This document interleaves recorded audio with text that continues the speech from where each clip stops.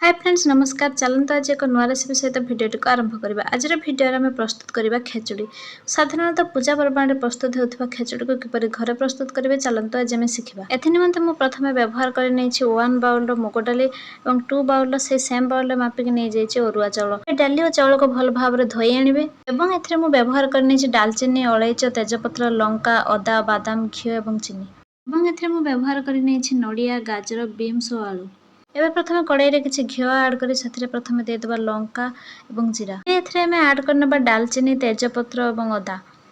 गुड़िक टिके भल भाव में भाजी हे आसिले एथरे हमें बीन्स को ऐड करनबा बीन्स को 2 मिनिट भल भाव में भाजी सारिला परे एथरे हमें गाजर और आलू को मध्य ऐड करनबा गाजर बीन्स आलू गुड़िक भल भाव में भाजी हेबा पय हमें एथरे आउ किछि घिओ ऐड करनबा एवं एथरे लूण आवश्यक मुताबिक हमें ऐड करनबा एबे सब परिबा गुड़िक भल भाव में भाजी हे आसिले एथरे हमें चाउल और डाली को ऐड करनबा एवं यहाँ को भल भाव में 2 मिनिट भाजी नबा भाजी नेला परे एथरे हमें ऐड करबा लंका गुंड एवं हल्दी गुंड एबे को भल भाव में 2-3 मिनिट भाजी नेला परे एथरे हमें पानी ऐड करनबा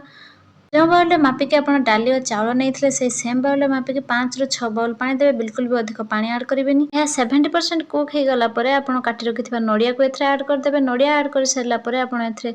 चीनी ऐड करेंगे एवं भाजी रखि बादाम गुड़िक ऐड करने चीनी आप स्वाद अनुसार ऐड करेंगे एठार मु प्राय 50 ग्राम चीनी यूज करी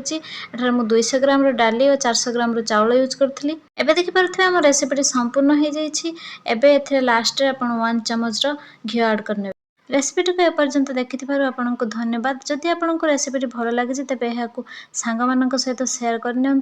जदि आप एपर्यंत आम चैनल को सब्सक्राइब करना तेज चैनल को सब्सक्राइब करनी।